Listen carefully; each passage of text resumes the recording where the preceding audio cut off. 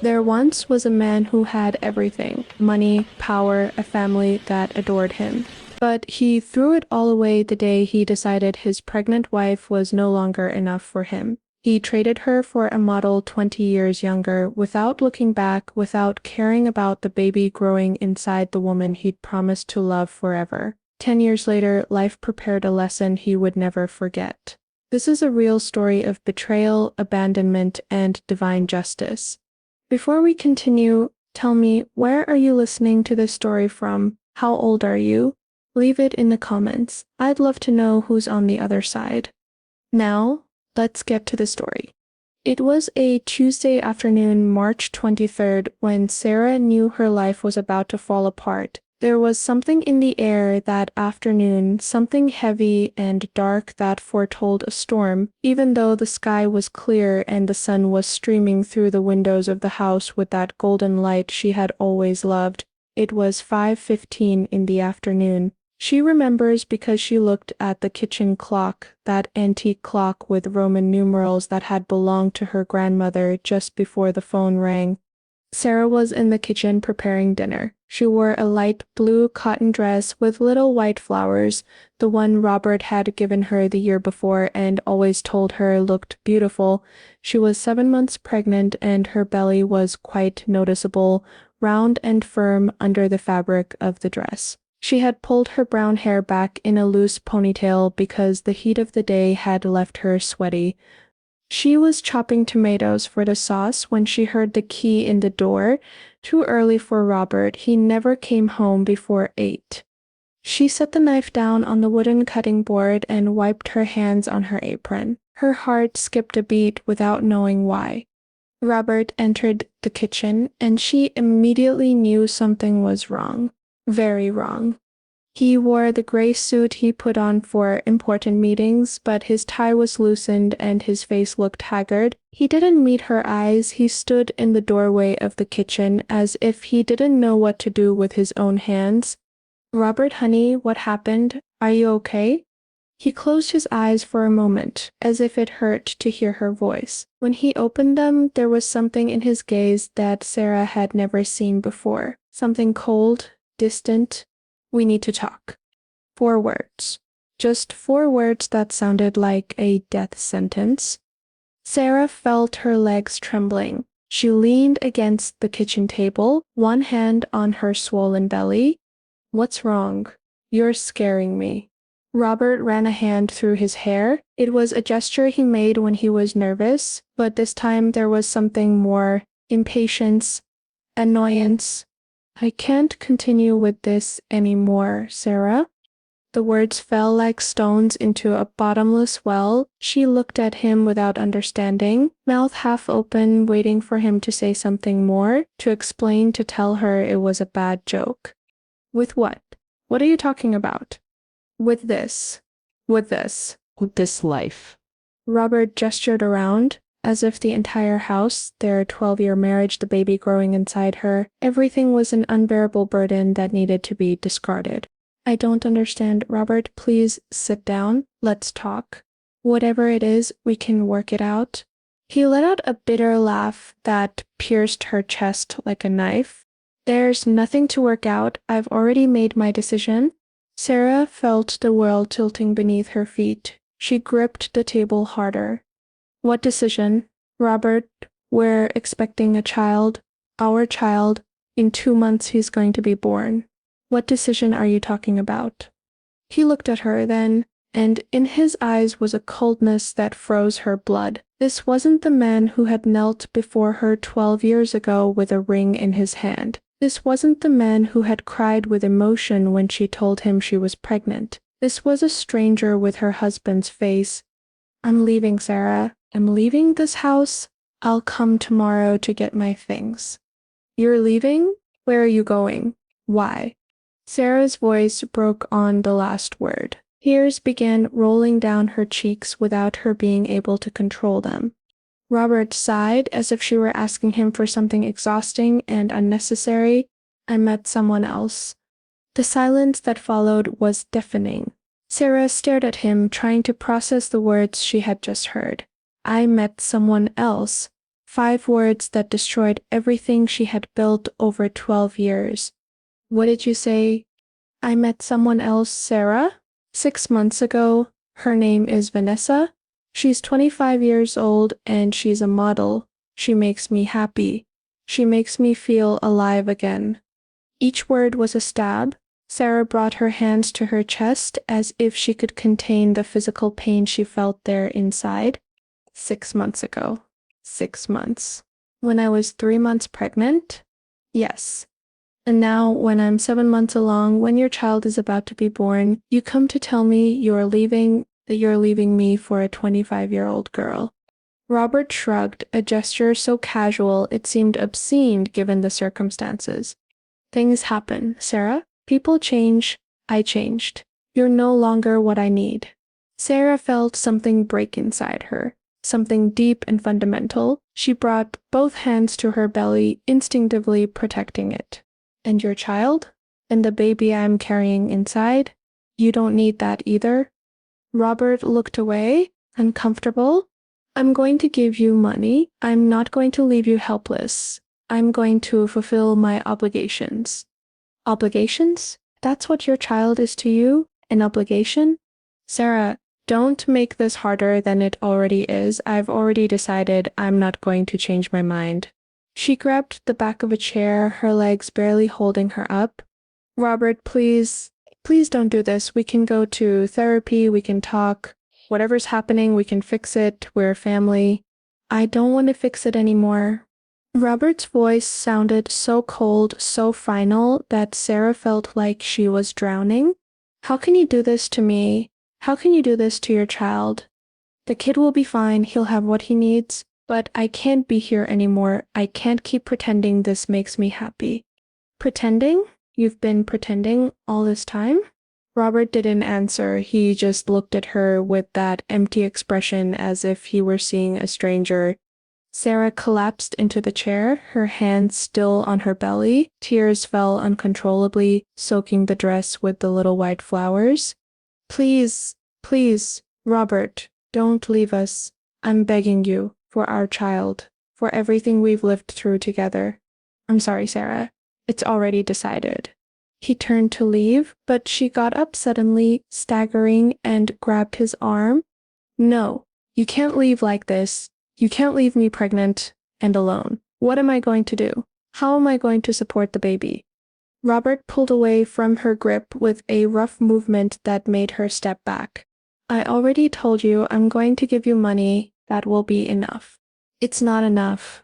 That child needs a father. I need you. We're your family. But Robert was already walking toward the door. Sarah followed him, stumbling over her own feet, clinging to the door frame when he opened the front door. Robert, please don't go. Don't do this to us. He stopped at the threshold without turning to look at her. I'll come tomorrow for my things. I hope you're not here. It'll be easier for both of us. And he left. He left as if nothing. As if he wasn't leaving behind 12 years of marriage, a wife, 7 months pregnant, and an entire future that was crumbling. Sarah stood at the door, watching Robert get into his car, a black Mercedes that she herself had helped choose last year. She watched him start it, drive away down the quiet street of the neighborhood where they had built their life together, and disappear around the corner. Only then did she allow herself to collapse. She let herself fall to the floor of the entrance, hugging her belly, crying with pain so deep she felt her soul was breaking. The baby inside her gave a little kick, as if trying to console her, but there was no possible consolation for what had just happened. Her life had just been destroyed in a matter of minutes. The following days were a blurry nightmare. Sarah could barely get out of bed. She didn't eat. She barely slept. She lay there staring at the ceiling, her hands on her belly, wondering how she had gotten to this. Robert had kept his word. He had come the next day with 2 men from a moving company and had taken his things. She had locked herself in the bathroom, unable to see him, listening to the sound of furniture being dragged, boxes closing, her life being dismantled piece by piece. When she came out, hours later, The house was empty. Empty in a way that went beyond the physical. Furniture, pictures, objects were missing. But more than that, the life that had inhabited those walls was missing. Sarah walked through the rooms like a ghost, touching the marks the furniture had left on the carpets, the lighter walls where pictures had hung. Everything was a reminder of what she had lost. In what was going to be the baby's room, the crib they had bought together 2 months ago was still there, assembled, waiting. Sarah sat on the floor next to it and cried until she had no more tears left. Her mother came to see her 3 days later. Sarah hadn't told her anything, but mothers always know. Margaret entered the house with her emergency key and found her daughter collapsed on the sofa in the same dress she'd been wearing for 3 days, her hair tangled, her eyes swollen. "Oh, my baby, my precious baby, what did that bastard do to you?" Sarah broke down in her mother's arms and told her everything, every painful word, every humiliating detail. The other woman, the young model, the abandonment. Margaret rocked her like when she was little, stroking her hair, murmuring words of comfort that couldn't relieve the pain but at least reminded her she wasn't completely alone. "That man is worth nothing, my love. Nothing. How can he leave his pregnant wife? What kind of man does that?" "I don't know what I'm going to do, Mom. I don't know how I'm going to move forward." "You're going to move forward because you're strong, because you're carrying a baby inside who needs you, and because I'm here with you." But Sarah's strength was shattered, and things were only going to get worse. 2 weeks later, when Sarah went to the bank to withdraw money to buy things for the baby, she discovered that the joint account she shared with Robert was empty, completely empty.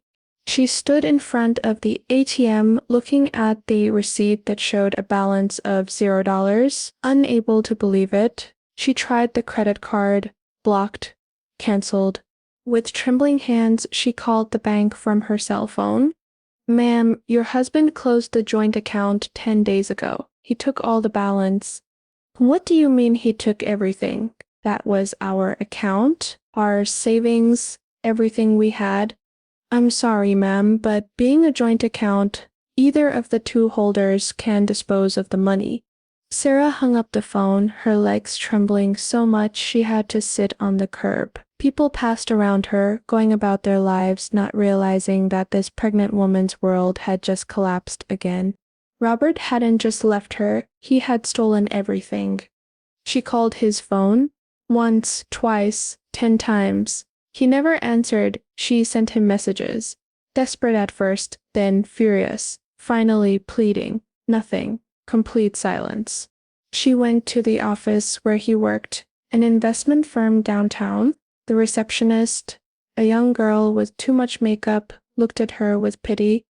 "Mr. Robert Mendoza no longer works here, ma'am." "What do you mean he doesn't work here? He's been at this company for 15 years. He resigned 2 weeks ago. He didn't leave any contact information." Sarah left that building feeling like she was walking in a nightmare. Who was this man? How had he planned all this so coldly? How could he disappear like that, as if she and her child didn't exist? The truth was worse than she imagined. She discovered, thanks to a friend who worked at a different bank, that Robert had been transferring money to a new account for the last 6 months, the same amount of time he'd been with the model. He had been planning to leave her from the beginning. Since she was 3 months pregnant, he had been stealing her own money, little by little preparing his escape, while she dreamed about the baby that was on the way. The betrayal was so deep, so calculated, that Sarah felt like she couldn't breathe every time she thought about it. She tried to get a lawyer, but without money it was impossible. The lawyers who saw her told her the same thing. Without resources to pay their fees, they couldn't help her. She could wait to be assigned a public defender, but that would take months. She didn't have. The baby would be born in 6 weeks. Her mother offered her what little she had, but Margaret barely survived on her pension. She couldn't support both of them plus the baby that was coming. Sarah tried to look for work, but who hires a woman 8 months pregnant? She went to 10, 20, 30 interviews. The answer was always the same, "We'll call you." They never called. The owner of the house where they lived, an older man who had always been kind, started knocking on the door more frequently. "Mrs. Sarah, I understand your situation, but this month's rent still hasn't been paid, and last month's either." "No, Mr. Harris, I promise I'll get the money. I just need a little more time." "I already gave you 2 months, ma'am. I can't give you more. I have my own expenses." Sarah sold everything she could. The television, the computer, the furniture she had left, her engagement ring, the one Robert had put on her finger with tears in his eyes 12 years ago. She sold it for a fraction of its real value, but she needed the money. With that, she paid 1 more month's rent and bought the basic things for the baby: diapers, clothes, bottles, a soft yellow blanket, because she still didn't know if it was a boy or girl. She had wanted it to be a surprise. The baby was born on a Monday morning, May 14th, in a public hospital where Sarah had to wait hours before being seen. Margaret was with her the whole time, holding her hand, wiping the sweat from her forehead, telling her to breathe, that everything was going to be okay. It was a long and painful delivery. 20 hours of contractions, of muffled screams, of begging for something, for the pain that never came because there was no money for the epidural.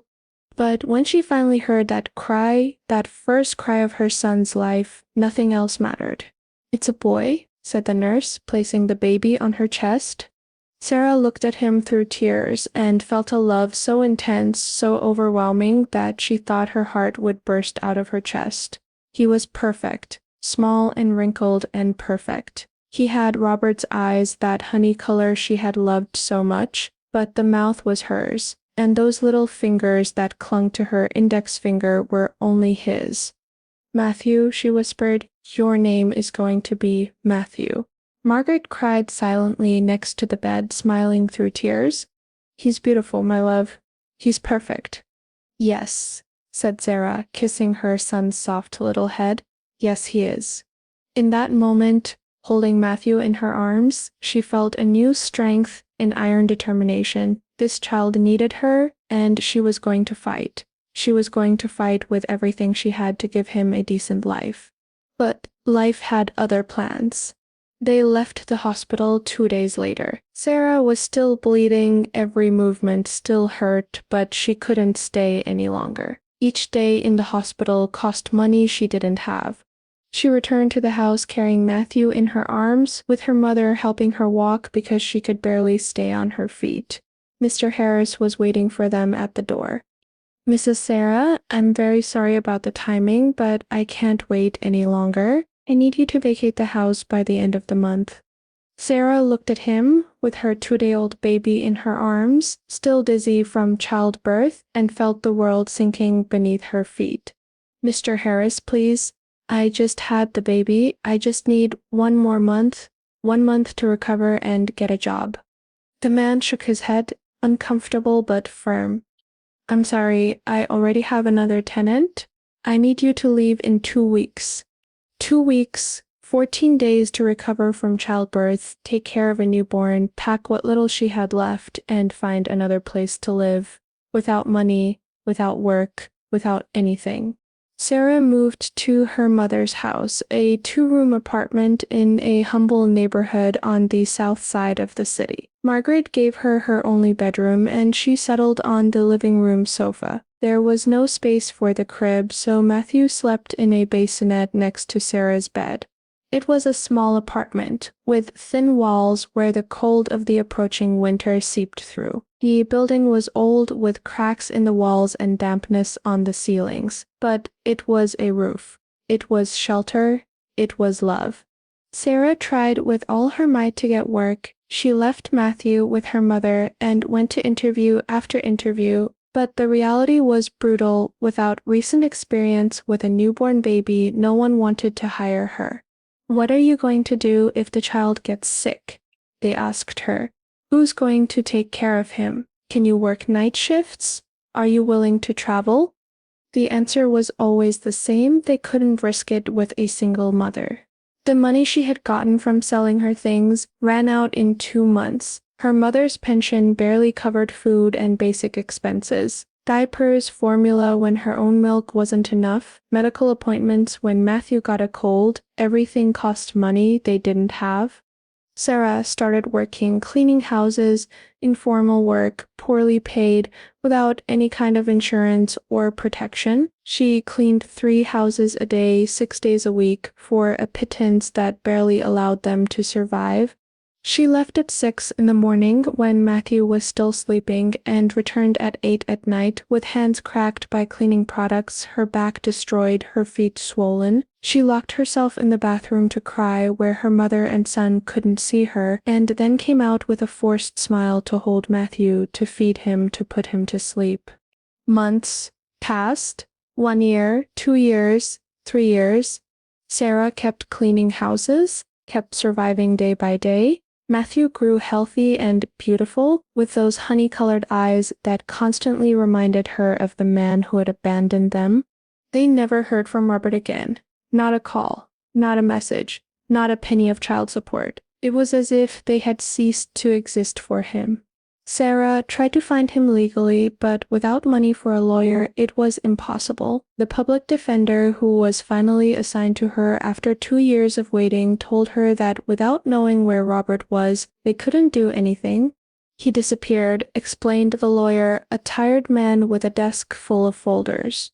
He closed his accounts, sold his properties, resigned from his job. There's no way to trace him. But he has a child, he has to pay child support, it's the law. Yes, it's the law, but if we can't find him, we can't force him to pay. I'm sorry. Sarah left that office with a fury that burned her insides. Robert hadn't just abandoned them, he had made sure to disappear completely so he wouldn't have to fulfill his responsibility. Meanwhile, she was killing herself, working to feed her son. Sarah's life became an exhausting routine of work, fatigue, and survival. She cleaned houses in the morning, washed other people's clothes in the afternoons, and at night she sewed clothes for a textile factory that paid her by piece. She slept 4 or 5 hours if she was lucky. Her mother took care of Matthew while she worked, but Margaret was already old. She was 72 years old, and it was getting harder and harder for her to keep up with a small child. When Matthew turned 4, Margaret had a stroke. It was a Saturday afternoon. Sarah had gone out to buy food with the little money they had. When she came back, she found her mother lying on the kitchen floor, half her body paralyzed, trying to say something she couldn't articulate. Matthew was crying next to her, scared, not understanding what was happening. The ambulance took an hour to arrive. An hour in which Sarah held her mother on the floor, begging her to hold on, not to leave her alone. Margaret survived but was left paralyzed on the right side. She could no longer walk without help. She needed to be bathed, dressed, fed, and there was no money for a nurse or a nursing home. Sarah quit some of her jobs to be able to take care of her mother, but that meant less money, less food, more debts. She started falling behind on the apartment rent. The owner was patient at first, but patience has a limit. "Ma'am, you're already 4 months behind on payment. I can't continue like this. I have to ask you to leave." "Please, sir, my mother is sick. My son is 4 years old. Where are we going to go?" "I'm very sorry, but I can't do anything else. You have 2 weeks to vacate." 2 weeks. 2 weeks again to destroy a life. Sarah tried to ask for help. She went to social services, to charity organizations, to churches. They all told her the same thing. The waiting lists were very long. It could take months, even years, to get her a subsidy or social housing. "But my son and my mother need me now," she told them. "I can't wait months." "We're sorry, ma'am. We do what we can." There were no options, no exits, no hope. Today she had to leave the apartment. Sarah loaded the few things they had into 2 large bags, clothes, some of Matthew's toys, her mother's medications, nothing else. She had sold or lost everything else along the way. Her mother was in a wheelchair borrowed from the hospital. Matthew walked beside her, holding her hand, his big honey-colored eyes full of questions she didn't know how to answer. "Mommy, where are we going?" "I don't know, my love, but we're gonna be okay, I promise you." It was a lie, a necessary lie so her 4-year-old son wouldn't fall apart. They spent the first night in a homeless shelter. It was a cold and dirty place full of desperate people like her. They shared a room with 6 other families. There was no privacy. There was barely space to breathe. Matthew curled up against her on the thin mattress they'd been given, trembling with cold despite being covered with all the blankets she could get. "I'm scared, Mommy." "Me too, my love. Me too." Margaret cried silently in her wheelchair, helpless, hating herself for being a burden to her daughter. "Forgive me, my baby. Forgive me for not being able to help you." "Don't say that, Mom. You've given me everything. Everything I am is because of you." But words couldn't change reality. They were on the street, homeless, without money, without a future. The shelter only allowed them to stay 3 nights. Then they had to leave to make room for other families. Sarah tried to find another shelter, but they were all full. She went to cheap hotels, but even the most miserable ones cost money she didn't have. They ended up sleeping on the street. The first night they slept on the street, Sarah felt she had hit rock bottom. She couldn't fall any lower. There was no way things could get worse. She found a place under a bridge where other homeless people had set up makeshift camps. Someone gave her an old mattress they had found in the trash. She put it against the concrete wall of the bridge, and there she laid down her mother and her son. Margaret could barely speak anymore. The stroke had affected her more than they thought. Sarah watched her deteriorate day by day, and there was nothing she could do. Matthew stopped asking questions. He became a silent and sad child, with the lost gaze of someone who has seen too much pain for his short age. Sarah begged during the day. She stood on street corners with Matthew holding her hand, with a sign that said, "Single mother with child and sick mother. Please help us." People passed by her without looking at her, as if she were invisible, as if she didn't exist. Some gave her a few coins. Others insulted her, told her to get to work, that she was lazy. She bowed her head and endured. For Matthew, always for Matthew. With the coins she collected, she bought bread, milk for Matthew, medicine for her mother when she could. They ate once a day if they were lucky, twice if it was a good day. Sarah watched her son get thinner. She saw how his ribs began to show under his skin. She saw how his eyes lost their shine.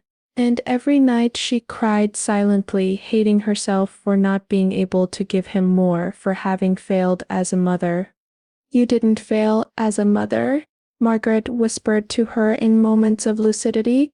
"That bastard Robert is the one who failed. He's the one who abandoned us. He's the one who condemned us to this." But knowing whose fault it was didn't change anything. They were still on the street, they were still starving, they were still dying little by little. Margaret died one winter night, 6 months after they started living on the street. She died on that dirty mattress under the bridge, with her daughter holding her hand, whispering words of love that maybe she could no longer hear. Sarah didn't cry. She couldn't cry. She had to be strong for Matthew. She had to call an ambulance, do the paperwork, get the government to take care of the burial because she didn't even have money for a coffin. They buried Margaret in a common grave. There were no flowers, there was no mass, just Sarah and Matthew standing in front of a nameless grave saying goodbye to the woman who had been their only support. "Grandma is with God now," Sarah told Matthew, although she wasn't sure she believed in God after everything that had happened. Matthew just nodded, with those enormous eyes that no longer cried. He had learned not to cry. Crying was useless on the street. Years passed. 5 years. 7 years. 10 years. Matthew was no longer a small child. He was 10 years old, tall for his age, thin to the bone, with hair too long because there was no money to cut it. but he was still beautiful, with those honey-colored eyes he had inherited from his father. Sarah no longer looked like the same woman she had been. She was 38 years old but looked 50. A street sun had ruined her skin, hunger had stolen the shine from her hair, desperation had extinguished the look in her eyes. They still lived on the street. That same mattress under the bridge had become their home. Sarah begged and did occasional work when she could. She cleaned windshields at traffic lights. She collected cardboard to sell, anything to get some money. Matthew helped her. He sold candy on public transportation. He carried bags at the supermarket in exchange for tips. A 10-year-old child working instead of going to school, instead of playing with other children, instead of having a childhood. Sarah hated herself for that, but she had no choice. It was a Wednesday afternoon, September 8th, when life prepared the encounter that would change everything. Sarah and Matthew were sitting on their mattress on a downtown street. They had had to move from the bridge because the police had kicked them out. Now they were there on a commercial street where many people passed, with a sign asking for help. Matthew had an old notebook he had found in the trash and was drawing with a worn pencil. He drew houses. He always drew houses, houses with gardens and big windows and pretty curtains, houses where he had never lived but dreamed of. Sarah watched him draw and felt her heart break once again. Suddenly, Matthew looked up, his eyes fixed on something in the distance. His face changed. Something in him hardened, an expression Sarah had never seen on him. "Mom," he said in a trembling voice, "that man." Sarah followed his gaze, and she saw him. Robert? Her ex-husband was walking down the street, no more than 20 meters away. He wore an impeccable suit, black and elegant, his hair perfectly combed with some gray that gave him a distinguished air. An expensive watch gleamed on his wrist. On his arm was a woman, blonde, tall, thin, in a tight black dress and very high heels, young, beautiful, perfect. Vanessa. It had to be Vanessa. Sarah felt the world stop. 10 years. 10 years since the last time she'd seen him. 10 years in which she had fallen to the bottom of the abyss while he apparently had prospered. Robert walked with sure steps, smiling, pointing something out to the woman accompanying him. They were laughing, happy, as if they didn't have a care in the world. As if there weren't a son of his sitting on a dirty mattress on the street with torn clothes and an empty stomach. Sarah stood up slowly. Her legs were trembling. Her heart was beating so hard she felt it would burst out of her chest. "Mom, don't," Matthew whispered, but she was already walking. She walked toward them with trembling steps, tears already rolling down her cheeks before she could control them. "Robert," her voice sounded hoarse, broken, but he heard it. He stopped dead. He turned around, and when their eyes met, Sarah saw the recognition. She saw the shock. She saw the horror. Robert looked at her as if he were seeing a ghost. Sarah couldn't speak. She stood there 2 meters away in her dirty and patched clothes, her tangled hair, her bare feet, because the sandals she had broken last week. The blonde woman beside him frowned. "Robert? Who is this person?" Person, not even woman. Person, as if Sarah were something less than human. Robert swallowed. His face paled. He opened his mouth, but no sound came out.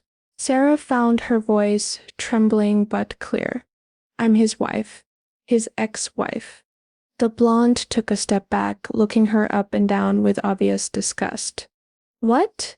Robert? What does this mean?" But Robert didn't answer her. He kept looking at Sarah, and in his eyes was something she couldn't decipher. Guilt? Shame? Fear? "Robert?" Sarah repeated, and this time her voice was stronger. "You're not even going to say hello? You're not even going to ask how I am?" He took a step back, as if she were contagious. "Sarah, what are you doing here?" "What am I doing here? I live here, on the street. Isn't it obvious?" The words fell like bombs. The blonde woman gasped and covered her mouth with her hand. Robert shook his head as if he couldn't believe it. No, it can't be. I what? Did you think I'd be okay? Did you think I'd survive after you left me pregnant and without a penny? I was going to give you money. I told you. The fury exploded in Sarah's chest like a volcano. You never gave me anything. Nothing. You disappeared. You closed your accounts. You quit your job. You erased your existence. You never gave me a single penny for your son. Son? The blonde woman's voice sounded shrill. He turned to Robert with eyes wide open. You have a son? You told me you never wanted children? Robert didn't answer. Sarah felt a bitter satisfaction seeing how his perfect life was beginning to crack. Yes, said Sarah, looking directly at the blonde. He has a son who just turned 10, a son he abandoned before he was born. At that moment, Matthew appeared beside Sarah. He had stayed behind but had seen everything from the mattress. He couldn't stay there while his mother faced the man who had destroyed them alone. He stood next to his mother, small and thin but with his head held high, looking at the man who was his father with those honey-colored eyes that were identical to his. Robert looked at him, and on his face, Sarah saw the exact moment he realized, the moment he saw his own eyes in the face of that street kid. My God, he whispered. Matthew said nothing. He just looked at him with an intensity that went beyond his years. In those eyes there were questions, pain, rage, and something deeper that Sarah couldn't name. People were starting to stop, to look, to murmur among themselves. Such a dramatic scene in the middle of the commercial street drew attention.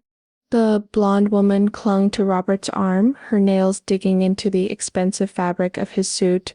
Robert, let's go. You don't have to talk to these people. These people, as if they were garbage. But Sarah no longer felt shame. She felt fury. A fury she had been holding for 10 years and that now exploded like a geyser. These people, I'm the mother of his son. I was his wife for 12 years. I gave him the best years of my life. And that's what you call me. These people? I didn't mean that Yes, you did. To you, we're garbage. We're a problem your boyfriend got rid of, and that now comes back to bother you. Robert finally spoke, his voice trembling. Sarah, I'm sorry. I'm so sorry. I never wanted things to end like this. And like what? With your son living on the street? With me begging to feed him? With my mother dying on a dirty mattress because we didn't have money for a doctor? Your mother died? There was genuine surprise in his voice, as if Margaret's death mattered to him, as if he had the right to care.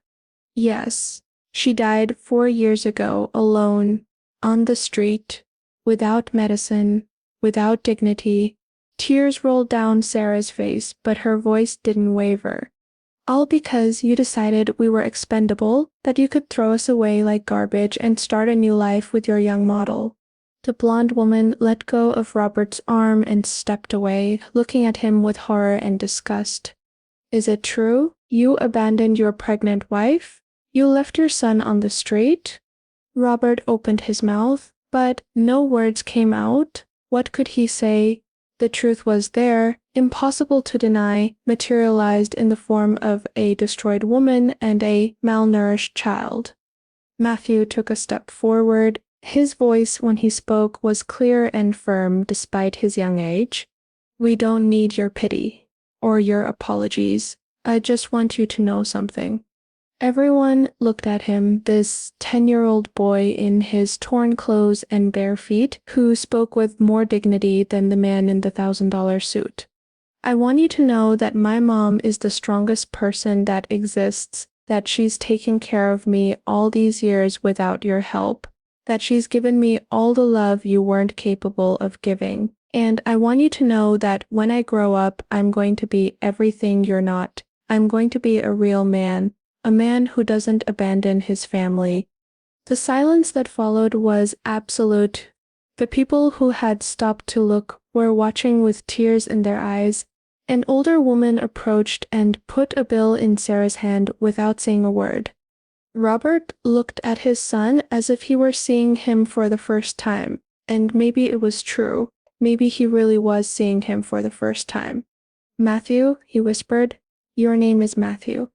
You don't have the right to say my name." The boy's voice cut like a knife, cold, final. Robert took a step toward them, extending his hand, but Matthew moved away, clinging to his mother. "Don't come near, you're not my father. A father doesn't abandon, a father cares and protects. You're just a stranger who shares my blood." The child's words destroyed something in Robert. He let himself fall against the wall of the nearby building, his face decomposed. The blonde woman looked at him with a mixture of disgust and disappointment. "I can't believe you lied to me all this time. You told me you'd never been married, that you didn't want children, and it turns out you have a 10-year-old son living on the street." "Vanessa, I can explain." "I don't want explanations. You disgust me." She turned and left, her heels echoing on the sidewalk, walking away without looking back. Robert tried to follow her, but something stopped him. He turned toward Sarah and Matthew, his hand extended in a useless gesture. "Sarah, please, let me help. Let me do something. I can give you money. I can find you a place to live." "You can what?" Sarah's voice was cold as ice. "Can you give me back the 10 years we lost? Can you resurrect my mother? Can you give your son back his childhood?"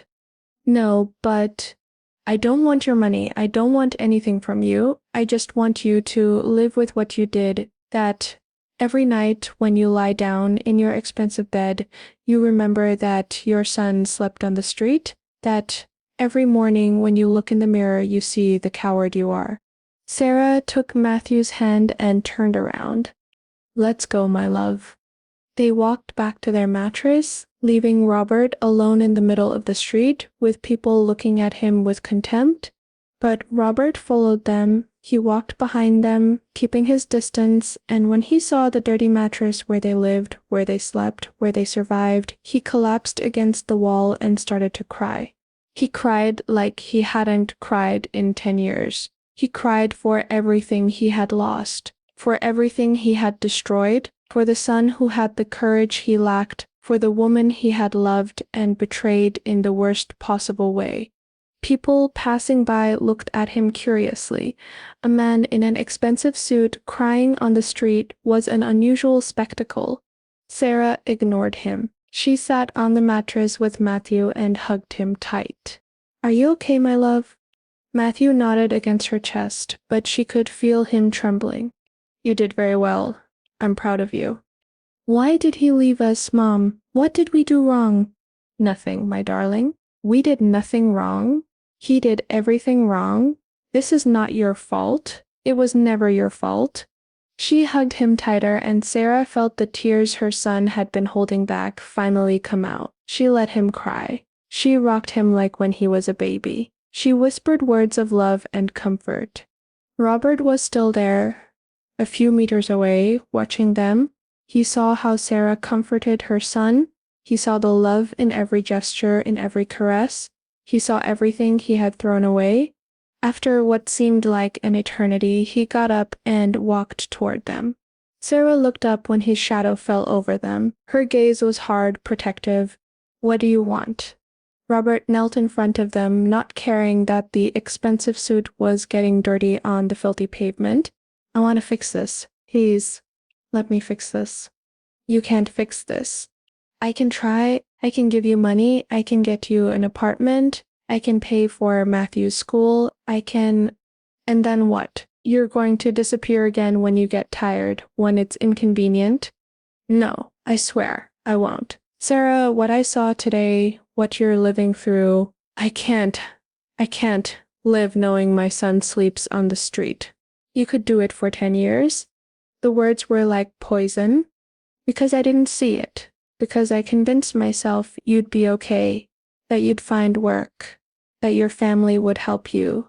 I lied to myself so I could sleep at night." "And did it work? Could you sleep peacefully?" Robert shook his head, tears rolling down his face.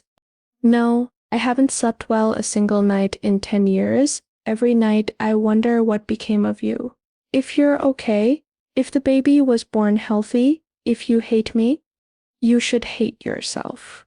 Matthew's voice sounded firm. He looked at his father with those eyes that were so similar to his but contained so much more courage.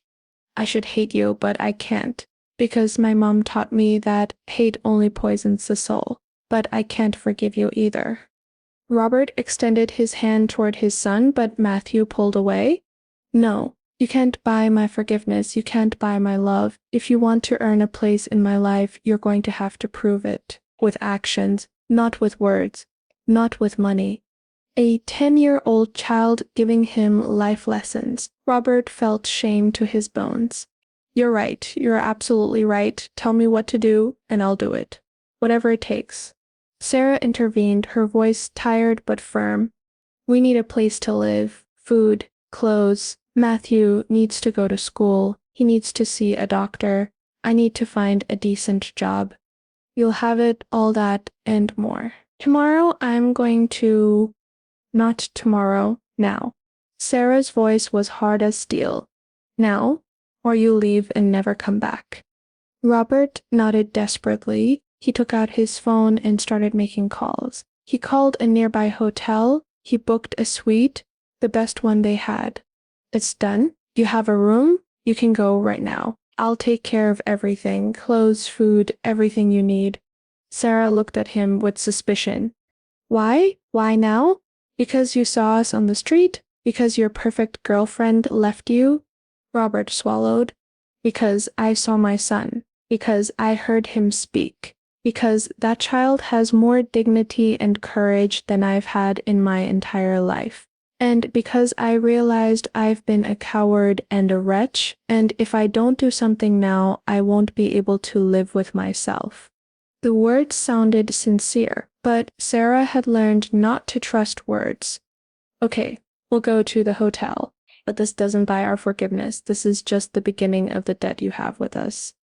I know. And I'm going to pay it, even if it takes the rest of my life. He stood up and extended his hand to help them. Sarah ignored it and got up on her own, helping Matthew. They collected their few belongings, put them in the bags they had, and followed Robert to his car. It was an expensive car, black and gleaming.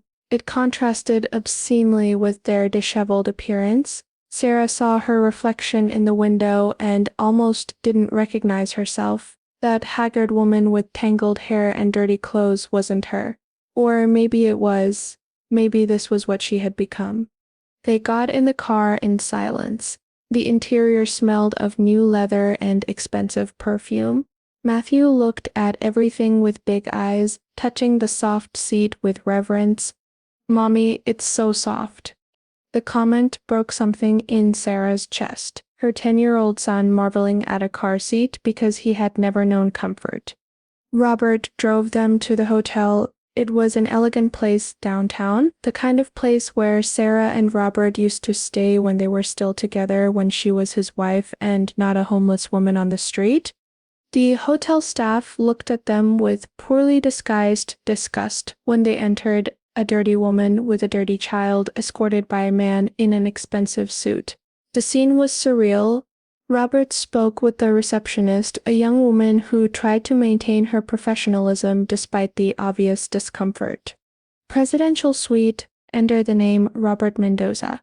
Of course, sir. Here are the keys. He took them and guided them to the elevator. They went up in silence to the top floor. The suite was enormous. Bigger than the apartment where Sarah had lived with her mother. There was a living room, a dining room, 2 bedrooms with private bathrooms, a full kitchen. Matthew ran from room to room, unable to believe what he was seeing. Mommy, look, there's a bathtub. A real bathtub. Sarah felt her eyes fill with tears again. A child excited about a bathtub. The little things others took for granted, and that for them were impossible luxuries. Robert stood near the door, uncomfortable, not knowing what to do. I'm going to go buy clothes for you, food, everything you need. What size does Matthew wear? I don't know. It's been years since I bought him new clothes. We use what we find or what they give us. The shame in Sarah's voice was palpable. Robert felt another stab of guilt. It's okay. I'm going to buy several sizes. Whatever doesn't fit, we'll exchange. He left quickly, relieved to be able to escape even for a moment from the silent accusation in Sarah's eyes.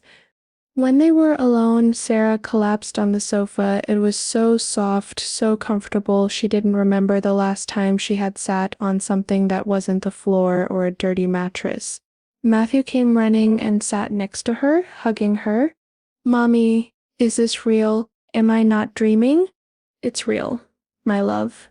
For now. What do you mean for now? That I don't know if we can trust him. I don't know if he's going to keep his word. But we have to try, right? Because living on the street is very hard, and you're very tired. I can see it. Sarah looked at him surprised. Her son, her child, worrying about her when he should be playing being a normal child. Yes, we're going to try, but if he fails us again, we'll leave. Okay? We're not going to let him hurt us again. Okay. They stayed hugging on that sofa for a long time, letting the reality of everything that had happened hit them. Matthew was the first to move. Mommy, can I take a bath? Please, I want to use the bathtub. Sarah smiled through tears. Of course you can, my love. I need a bath too. She helped him fill the bathtub with hot water. Matthew got in with reverence, as if it were something sacred. The water turned gray almost immediately from all the accumulated dirt. Sarah bathed him carefully, scrubbing his skin until it looked pink again. She washed his hair 3 times to get all the grime out. Matthew stayed still, enjoying every moment, his eyes closed with an expression of pure happiness. When she finished with Matthew, she wrapped him in one of the hotel's soft towels and sent him to watch television. He had been so excited when he saw the giant TV in the living room. Then it was her turn. She got in the shower and let the hot water fall on her. She cried under the stream of water, tears mixing with the water that washed away years of dirt, humiliation, pain. She scrubbed her skin until it hurt, trying to remove all the dirt, all the shame, all the pain of the last 10 years. But some things don't go away with soap and water. When she came out, she wrapped herself in a hotel bathrobe and looked at herself in the fogged mirror. She wiped the steam with her hand and stared at her reflection. 38 years old? She looked like she was 50, her face gaunt, skin damaged by the sun, hair dull and brittle. The years on the street had marked her deeply, but she was alive, and her son was alive, and maybe, just maybe, they could start over. Robert returned 2 hours later, loaded with bags from the most expensive stores in the city. Clothes for Matthew, clothes for Sarah, shoes, toiletries, toys for the boy. Matthew looked at everything with huge eyes. Robert pulled out a toy car, one of those expensive and detailed ones the boy had never been able to have. Is this for me? Yes, it's yours. Matthew took it with trembling hands, as if he were afraid it would break. Thank you. The word sounded strange coming from him, as if he didn't quite know how to thank this stranger who was his father. Robert had also brought food from expensive restaurants, meat, pasta, salads, desserts, an obscene amount of food for 2 people who had spent years eating once a day. They ate in silence around the dining table. Sarah had to control her impulse to eat too fast. Her stomach was no longer used to so much food. Matthew ate slowly, savoring every bite, his eyes closed with pure pleasure. Seeing her son eat real food, rich and nutritious food, made it all worthwhile. Robert watched them eat without touching his own food. Guilt was a heavy stone in his stomach. Tomorrow we're going to look for an apartment, he finally said, something big, comfortable, in a good neighborhood, and we're going to enroll Matthew in a good school. Sarah looked up, distrust clear in her eyes. For how long? What? For how long are you going to do this? Until you get tired again? Until it's inconvenient? Robert shook his head vehemently. No, forever. Or at least until Matthew is an adult and doesn't need me anymore. He doesn't need you now. What he needs is a father, not a benefactor. The words hurt, but they were true. I know. And I'm going to try to be that, a father, if you let me. Matthew spoke then, his voice clear and direct. You have to earn it.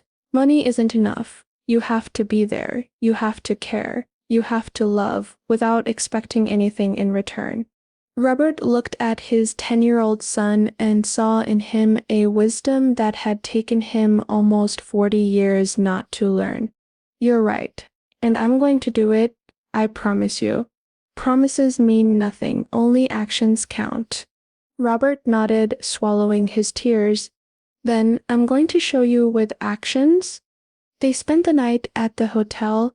Sarah and Matthew slept together in one of the huge beds, hugging like they always had, but this time there were soft sheets, fluffy pillows, a mattress that didn't smell of dampness and dirt. Sarah couldn't sleep. She stayed awake, looking at the ceiling, stroking Matthew's hair, wondering if she was doing the right thing. Could she trust Robert, or was he going to break their hearts again? She had no answers. She could only wait and see. The next morning, Robert arrived early. He took them to breakfast at an elegant restaurant. Matthew ordered pancakes with chocolate and ate until he couldn't anymore. It was the first time in his life he could eat until he was full. Then they went to see apartments. Robert had hired a real estate agent who showed them several places. All were beautiful, spacious, in good neighborhoods. They finally chose one in a quiet neighborhood on the north side of the city. It had 3 bedrooms, 2 bathrooms, a large kitchen with windows overlooking a small garden. There was a good school 2 blocks away. This one, said Matthew, looking out the window of what would be his room. I like this one. Robert paid 6 months' rent in advance plus the deposit. He also bought furniture. New beds, a sofa, a dining table, appliances, everything they needed to start over. In a week, they were settled. It was surreal. A week ago, they were sleeping on the street. Now they had a home. Sarah walked through the apartment, touching the walls as if she needed to confirm it was real. Matthew ran from room to room, amazed by everything. I have my own room and my own bed. His excitement broke her heart. A 10-year-old child excited about things all children should have. Robert also hired a doctor to examine Matthew. The doctor did exhaustive tests and gave a worrying diagnosis. He's malnourished, severely malnourished. He also has anemia, and his physical development is delayed for his age due to lack of adequate nutrition. Robert listened to the medical report with a pale face. Sarah just nodded, tired. She already knew. She had watched her son deteriorate slowly for years without being able to do anything. Will he recover? Asked Robert. With adequate nutrition, vitamins, and medical care, yes. But it's going to take time. Years, probably. Whatever's necessary, money is no problem. The doctor prescribed vitamins, iron, a special diet high in protein and calories. Robert paid for everything without blinking. They also enrolled Matthew in school. It was a private school, expensive, with good teachers and good facilities. Matthew was nervous. He had never been to school. He didn't read well. He didn't know math. He was years behind other children his age. Don't worry, Sarah told him the night before his first day. You're gonna learn. You're smart. You just need a chance. What if the other kids make fun of me? What if they don't like me? Then you'll make new friends. And if someone makes fun of you, you ignore them. You know who you are. You know how strong you are. No one can take that away from you. The first day of school was hard. The other kids looked at him weird. They could see he was different, that he didn't fit in. Some ignored him. Others made cruel comments about his new clothes that still fit him a little big, about how he talked, about how he didn't know basic things they took for granted. But Matthew endured. He kept his head high, he remembered his mother's words, and he kept going. Weeks passed. Months. Matthew started catching up with his studies. The teachers were impressed with his determination, with his thirst to learn. They said they had never seen a child so motivated. He also started filling out. Regular and nutritious food was having an effect. His cheeks got their color back. His ribs stopped showing so much. He started growing. He started looking more like a normal 10-year-old child. Sarah also changed. With the constant pressure of survival relieved, she could finally rest, sleep in a real bed, eat regularly. The shine slowly returned to her eyes. Robert came to visit them twice a week. He always brought things, food, clothes, toys for Matthew. He tried to compensate with material things for the years of absence. But Matthew remained distant, polite but cold. He accepted the things Robert brought with a polite thank you, but he never called him dad, he never hugged him, he never sought him out. One night, after Matthew had gone to sleep, Robert stayed talking with Sarah in the living room. "He won't let me get close," he said with a broken voice. "I do everything I can, but he won't let me in." What did you expect? That he'd forgive and forget 10 years of abandonment just because you have remorse now? No. And I thought that with time doesn't heal everything, Robert. Some wounds are too deep. Robert ran his hands over his face, tired. "What do I do? Tell me what to do, and I'll do it." "I can't tell you how to be a father. That's something you have to figure out yourself. But I'll tell you one thing, material things aren't enough. Matthew doesn't need toys. He needs presence. He needs you to be there in the important moments and the unimportant ones. He needs to know you're not going to disappear again." "I'm not going to disappear, I swear." "Swear it to him, not to me." Robert got up and went to Matthew's bedroom door. He opened it slowly. The boy was asleep, curled up under the new sheets, hugging the toy car Robert had given him. He approached silently and sat on the edge of the bed, watching his son sleep. In that face he could see himself, the same eyes, the same nose, the same shape of the mouth. But he also saw Sarah, and he saw something more, something unique, that was only Matthew's. He extended his trembling hand and gently stroked his son's hair. Matthew moved a little in his sleep, but didn't wake up. "I'm sorry," Robert whispered. "I'm so sorry, son. I'm going to spend the rest of my life trying to make it up to you. I promise." 6 months passed. Things stabilized into a new normal. Matthew went to school every day. His grades improved constantly. He had made some friends, kids who didn't care where he came from or what he had lived through. Sarah found work in an office. It wasn't a glamorous job, but it was honest, paid well, and allowed her to maintain her dignity. She no longer needed Robert's money to survive, although he continued paying the rent and Matthew's expenses. Robert kept coming faithfully, but something had changed in him. He no longer brought expensive gifts every time. Sometimes he just came to have dinner with them, or to help Matthew with homework, or to watch movies together, to be part of their lives in a real way.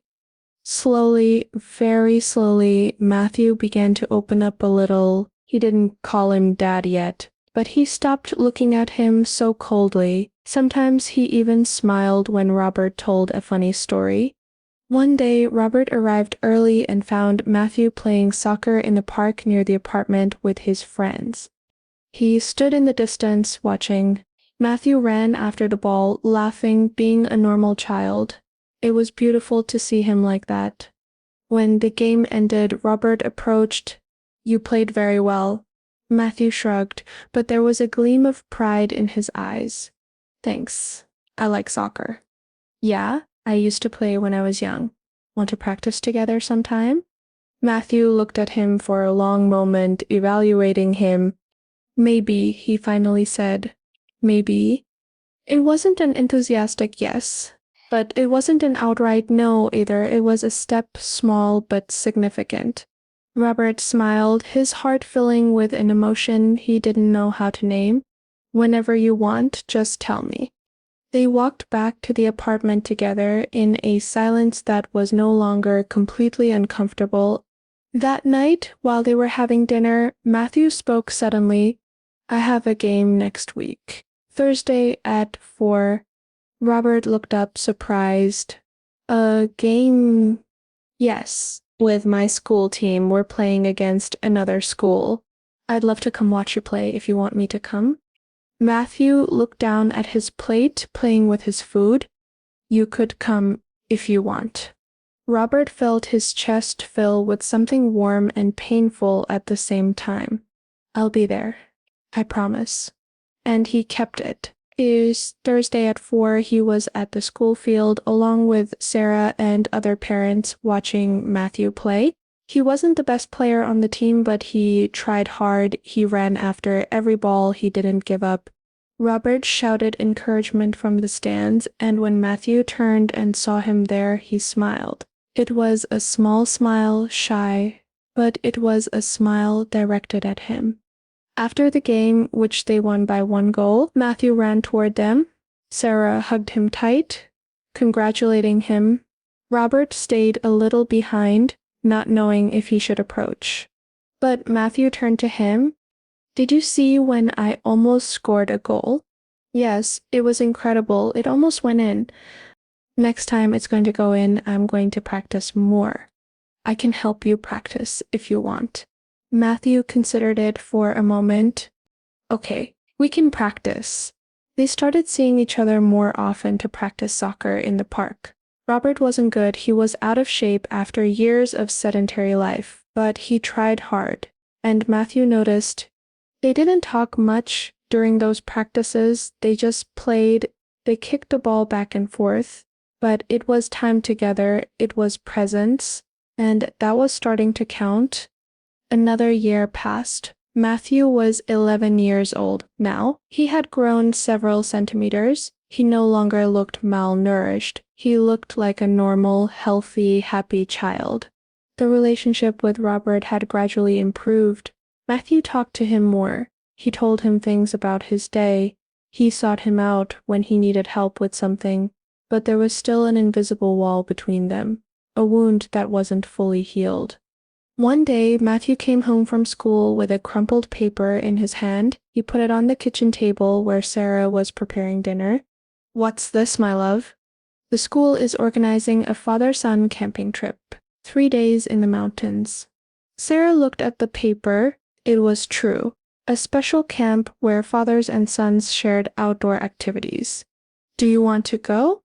Matthew shrugged, trying to seem casual but unable to hide the longing in his eyes. I don't know. All my friends are going to go with their dads. But I don't have... I have one, but it's not the same. Sarah felt her heart tighten. Matthew, look at me. Robert is your father. I know things have been complicated. I know he hurt you deeply, but he's been trying. He's been present. Don't you think he deserves a chance? I don't know if I can trust him.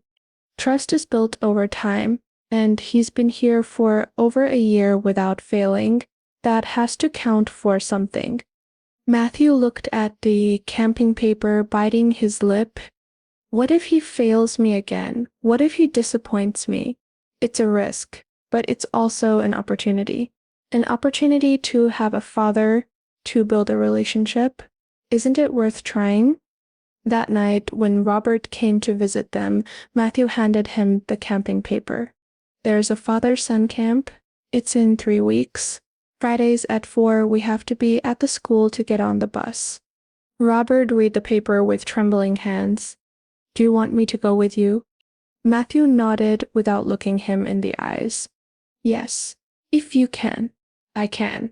I'm going to take those days off. I'll be there. I promise. You better, because if you don't come, I'm never going to forgive you. The threat was clear.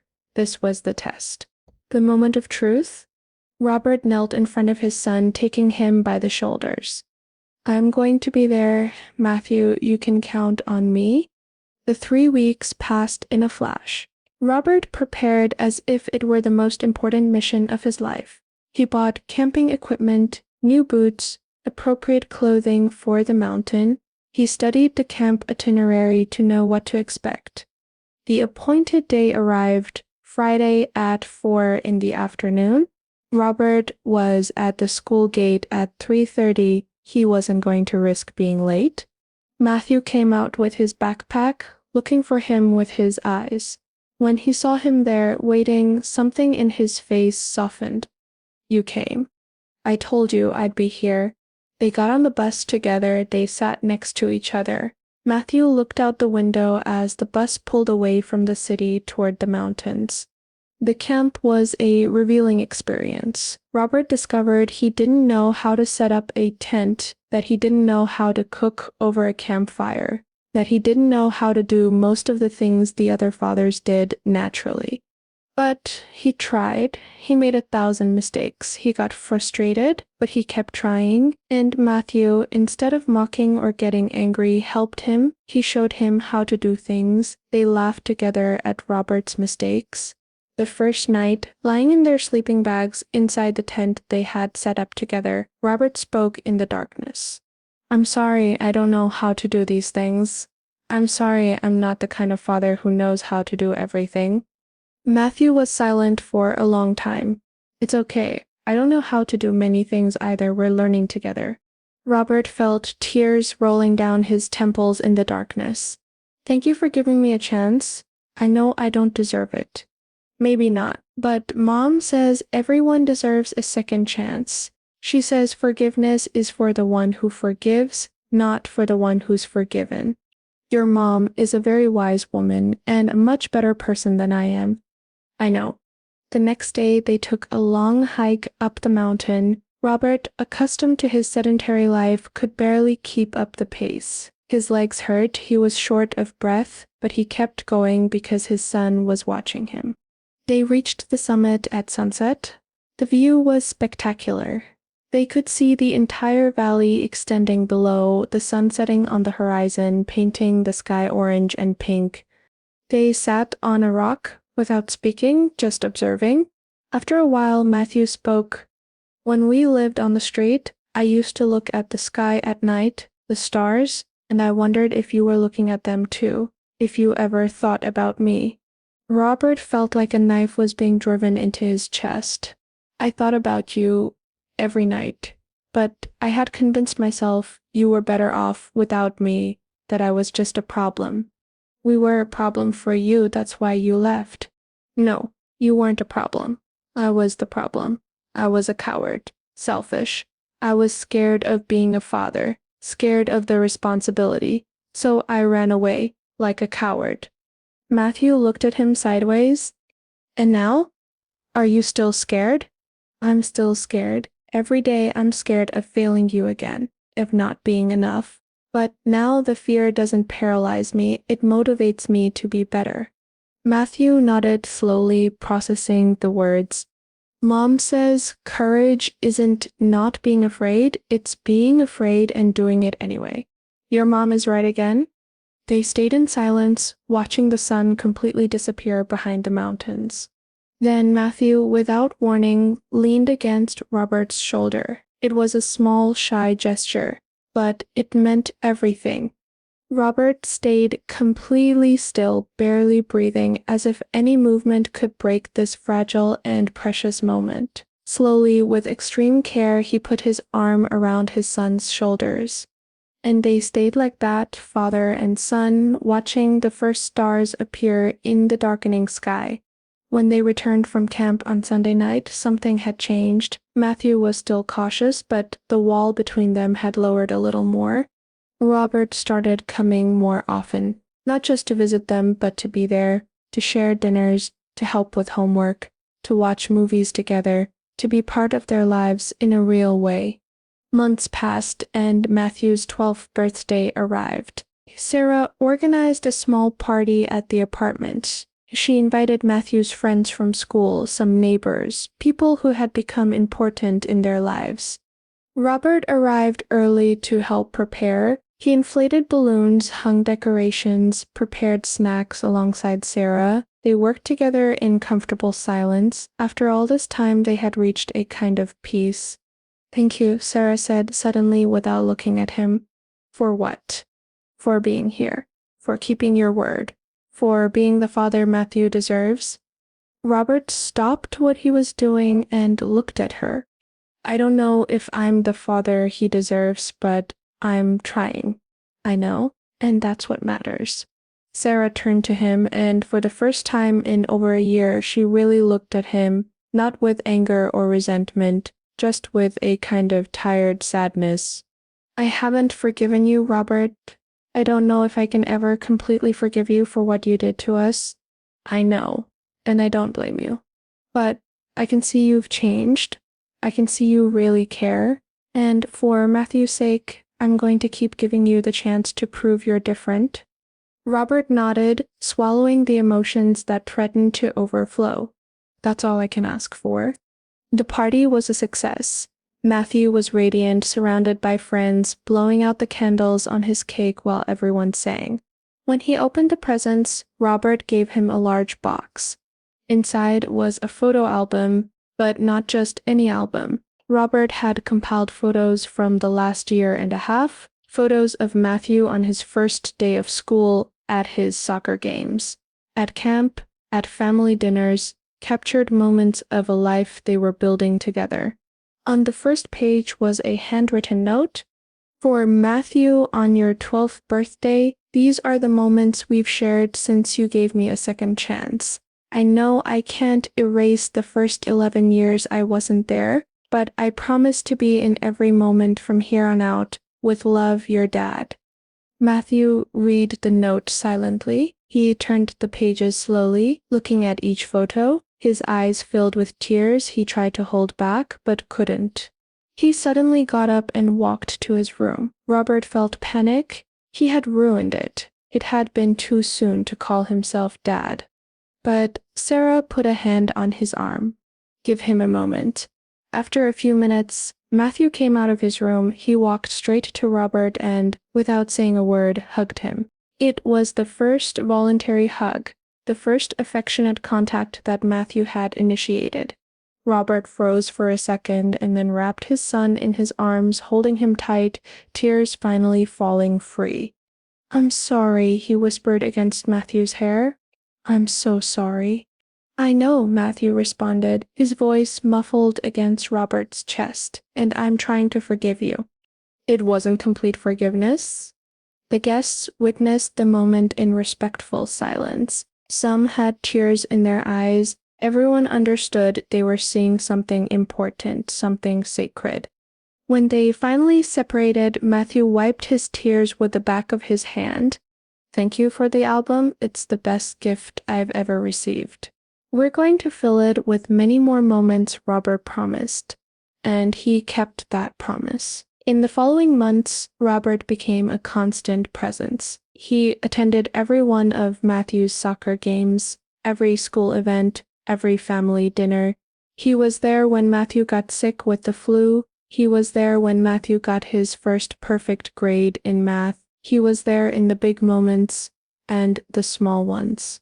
Slowly, the ice in Matthew's heart melted. He started calling him Dad occasionally. At first it came out forced, uncomfortable, but with time it became more natural. The day came when Matthew had a school project. He had to do a presentation about my hero. Most of the kids talked about famous athletes or superheroes. Matthew talked about his mother. Robert was at the presentation, sitting among the parents in the back of the classroom. He listened to his 12-year-old son describe with clear and proud voice how his mother had fought for him, how she had sacrificed everything, how she had been strong when the whole world was against her. "My mom is my hero because when everyone abandoned us, she never gave up," said Matthew, looking directly at Sarah, who was sitting in the front row. "When we lived on the street and we had no food, she made sure I ate even if she couldn't. When I was cold, she gave me her only blanket. When I cried, she hugged me and told me everything was going to be okay, even if she didn't know if it was true. She's the strongest person I know, and everything I am is thanks to her. Sarah was crying openly. Robert too. There wasn't a dry eye in that classroom. At the end of the presentation, the teacher asked if anyone had questions. A child raised his hand. Matthew, you said everyone abandoned you. What happened to your dad? The silence in the classroom was heavy. Matthew looked toward where Robert was. Their eyes met. My dad made mistakes, Matthew said carefully. Big mistakes. He left us when we needed him most, but he's trying to make amends. He's learning to be the dad he should have been from the beginning, and I'm learning to forgive him. Robert had to leave the classroom. He couldn't control his tears. He leaned against the hallway wall, sobbing, guilt and love and gratitude mixing into something unbearable.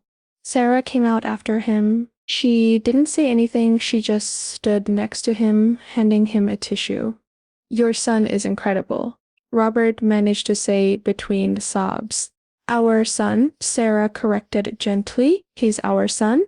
It was the first time she had acknowledged him as Matthew's father that way. Robert looked at her with eyes full of tears.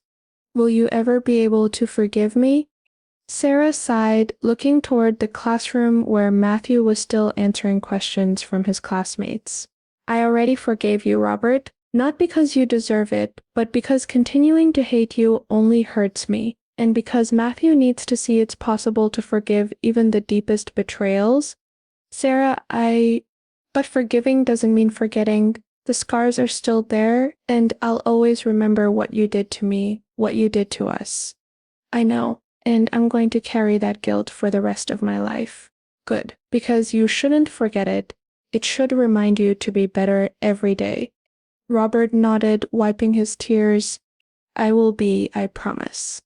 The following years were of gradual healing. Matthew grew and flourished. At 14, he was a tall, intelligent young man with friends and dreams and a normal life. He kept playing soccer. He kept getting good grades. He kept being that boy with honey-colored eyes who had survived the impossible. His relationship with Robert was never perfect. There were good days and bad days, moments of closeness and moments of distance. But there was love, imperfect, complicated, but real.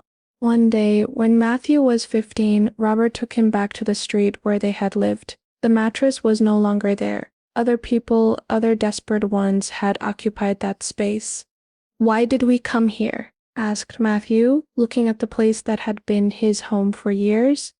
Because I don't want you to forget where you come from. I don't want you to forget what you and your mother survived. I don't want you to forget there are people living like this right now, people who need help. Matthew looked at the place in silence for a long time. I'm never going to forget. Every night when I lie down in my bed, I remember sleeping here. Every time I eat, I remember being hungry. It's not something you can forget. I know, and I'm sorry I was the cause of that suffering. Matthew turned to him. You know what the worst thing you did was? It wasn't leaving us without money. It wasn't leaving us on the street. The worst thing was stealing our hope. For years, Mom and I lived without hope, without believing things could get better. That's what I'm never going to completely forgive. The words hurt, but they were true. You're right. And I don't expect your complete forgiveness. I just hope I can continue being part of your life. Matthew looked at him with those eyes that were so similar to his but contained so much more wisdom. You're part of my life, Dad. For better or worse, you're my father. And despite everything, I love you. Not in the way I would love a father who was there from the beginning, but in my own way. It was the first time Matthew had said, I love you. Robert felt his heart burst out of his chest. I love you too, son. More than words can express. They hugged there on that street where Matthew had spent years of his childhood, where he had slept on a dirty mattress, where he had learned how hard life could be. But also where he had learned strength, resilience, the unconditional love of a mother who never gave up. When they returned to the apartment, Sarah was waiting for them with dinner ready. The three of them sat together at the table, eating and talking, laughing at some story Matthew was telling about school. It was a common domestic scene, a family having dinner together, but for them it was a miracle. Matthew, looking at both of them, felt something he hadn't felt in a long time, something warm and complete. He felt at home. Not in the apartment, not in the building, but with these two people who each in their own way had fought for him. One with unwavering love from the beginning, the other with late but sincere repentance. That night, before sleeping, Sarah entered Matthew's room to give him his goodnight kiss, as she always did. "Mom, do you think I did right forgiving Dad?" Sarah sat on the edge of the bed, stroking his hair. "Forgiveness is personal, my love. There's no right answer. Only you can decide what's best for your heart." "Did you forgive him?" Sarah thought carefully before answering. "I forgave him for myself, because continuing to carry that hatred was destroying me. But forgiveness doesn't mean I forgot. It doesn't mean I trust him completely. It just means I let go of the anger so I could move forward." "I think I understand. It's complicated." "Love is always complicated, my darling, but it's worth it. Even when it hurts." She kissed him on the forehead and turned off the light, leaving him with his thoughts. Matthew stayed awake a while longer, looking at the ceiling, thinking about everything they had been through, the street, the hunger, the cold, the desperation, but also his mother holding their world together with pure willpower, his father clumsily trying to be better, this broken family that was trying to heal. It wasn't perfect. Maybe it never would be. The scars were still there, probably forever, but they were alive, they were together, and that had to be enough. Outside, the city continued its rhythm. Millions of people living their lives, each with their own stories of pain and redemption, of betrayal and forgiveness, of falls and risings. And somewhere in that city, under a bridge or on a corner, there was a mother with a child surviving as Sarah and Matthew had survived, waiting for their own miracle, their own opportunity to start over. Because that's life, cruel and unfair, but also full of second chances for those brave enough to take them. And in that comfortable apartment with food on the table and love in the walls, an imperfect family slept. A mother who had been stronger than fate, a son who had learned that forgiveness isn't weakness but the greatest strength, and a father who learned too late but not too late that family is the only thing that really matters. The story could end here, and with this family healing slowly, with Robert trying every day to be better, with Matthew growing strong and healthy, the nightmares of his childhood gradually becoming distant memories. But life, as always, had other plans. 3 years later, when Matthew was 18 and about to graduate from high school, a certified letter arrived at the apartment. It was from a law firm. Sarah opened it with trembling hands, a bad feeling settling in her stomach. The letter was from Vanessa, the blonde model, the woman Robert had been with that day on the street. It turned out Vanessa had married Robert 2 years after he left Sarah. They lived together for 5 years before she finally left him after discovering the truth about Matthew. But that wasn't the important part. The important part was what the letter said at the end. "My ex-husband, Robert Mendoza, died 3 months ago of a massive heart attack. As his only legal heir at the time of his death, all his estate passes to me. However, I have discovered he had a son from a previous relationship. For legal and moral reasons, I believe part of the inheritance should go to this son. I'm attaching the necessary documents to initiate the legal process." Sarah dropped the letter. Her hands were trembling so much she could barely hold it. Robert was dead. He had died 3 months ago, and they didn't know. How did they not know? Why hadn't anyone told them? Matthew came home from school and found his mother crying at the kitchen table, the letter in front of her. "Mom, what happened?" She couldn't speak, she just handed him the letter. Matthew read it, and read it again, and once more as if the words were going to change. No, he whispered. No, it can't be. He collapsed into a chair, the paper falling from his hands. His father was dead. The man who had been absent the first 11 years of his life, who had spent the last 7 trying to make up for it, who had finally learned to be a father, was dead. When? He asked with a broken voice. When did he die? Sarah looked for the date in the letter. April 23rd?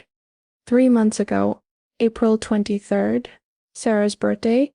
That day, Robert had called early to wish her happy birthday. They had talked briefly. He sounded tired but happy. He had said he was going to come by later to bring the gift he had for her. He never arrived. Sarah had thought his work had gotten complicated. She didn't give it much importance. Now she understood he had died that day, probably shortly after hanging up the phone. My God, Sarah whispered. He's been dead these 3 months, and we thought he was just busy. Matthew got up suddenly, knocking over the chair. No, no, no, no. He can't be dead. We had plans. He was going to help me with my college application. He was going to come to my graduation. He can't be dead. Denial gave way to rage. And why didn't anyone tell us? Why did we have to find out through a letter from his ex-wife? Didn't we deserve to know? Didn't we deserve to say goodbye? Sarah had no answers, only pain, a deep and complicated pain she didn't know how to process. She had spent so many years hating Robert, and then learning to forgive him, watching him try hard to be better, and now he was dead, and they hadn't even been able to say goodbye.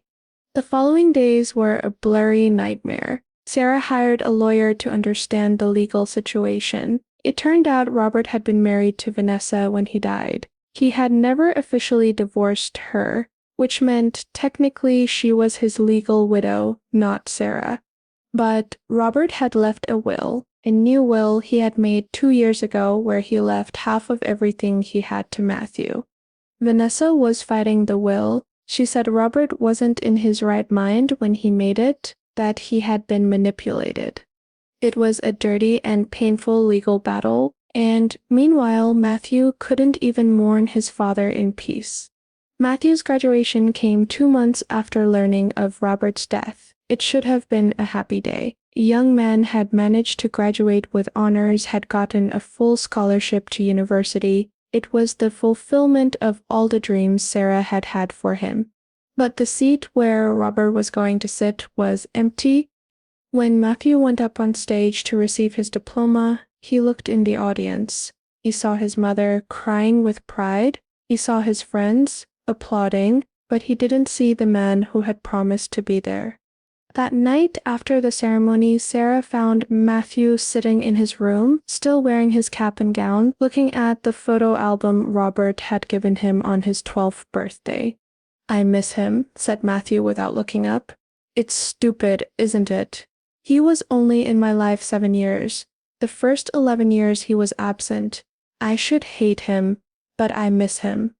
Sarah sat next to him, putting an arm around his shoulders. It's not stupid. He was your father, and despite all the bad he did, he also did good things in these last years. It's natural to miss him. I never told him I had forgiven him. Not completely. I always held on to some resentment, and now I can't tell him. He knew my love. He knew you loved him. That was enough. Matthew closed the album and hugged it against his chest. Do you think he's proud? Do you think he saw me graduate? Sarah, who had never been very religious, who had lost faith during the years on the street, found inside herself a hope she didn't know she still had. Yes, yes, I'm sure he saw you, and I know he's proud. So proud. They cried together that night, for the man who had been so imperfect, for the father who had arrived late but had arrived, for all the lost opportunities and for the ones that had been taken. The legal battle over the inheritance extended for months. Vanessa finally accepted a settlement. Matthew would receive 40% of everything. It wasn't fair, but it was better than nothing. With that money, Matthew could pay for his entire university. He studied social work. He wanted to help families like his. He wanted to do something good from the pain he had lived. Sarah used her part of the money to open a shelter for homeless single mothers, a place where women like she had been could find help, shelter, and opportunity to rebuild their lives.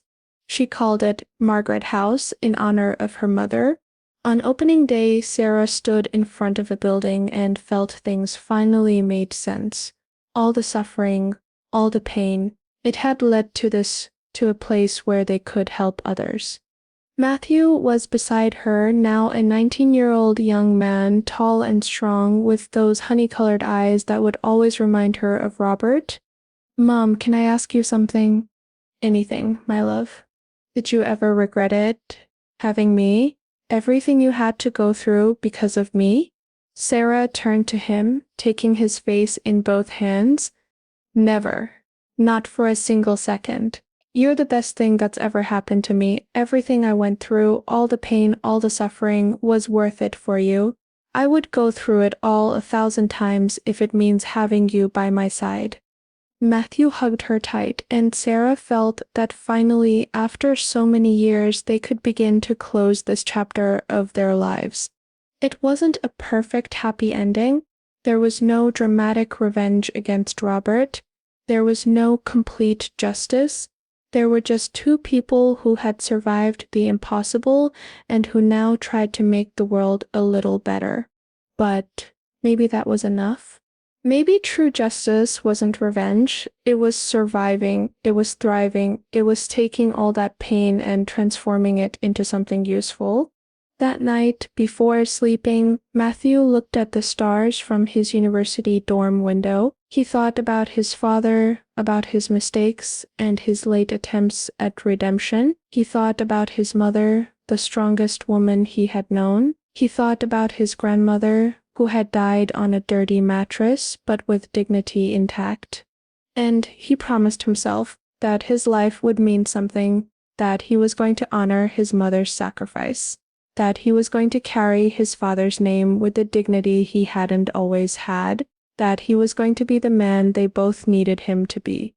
The stars shone in the dark sky, indifferent to the human drama unfolding below, but for Matthew they were a reminder of all those nights on the street when he looked at those same stars and dreamed of a better future. That future had arrived. It wasn't perfect, and that was all he needed.